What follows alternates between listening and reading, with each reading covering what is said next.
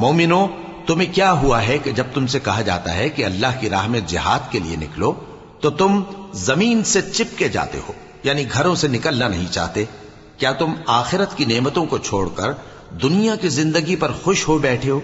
سو دنیا کی زندگی کے فائدے تو آخرت کے مقابل بہت ہی کم ہے۔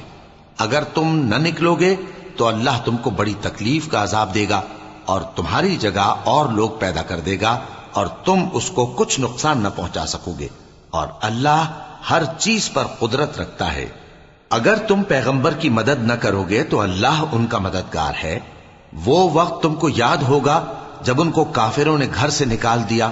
اس وقت دو ہی شخص تھے، جن میں ایک ابو بکر رضی اللہ تعالی عنہ تھے، دوسرے ہمارے پیغمبر صلی اللہ علیہ وآلہ وسلم۔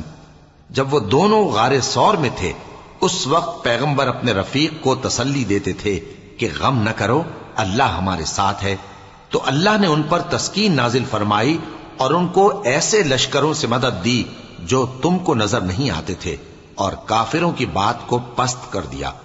اور بات تو اللہ ہی کی بلند ہے، اور اللہ زبردست ہے، حکمت والا ہے۔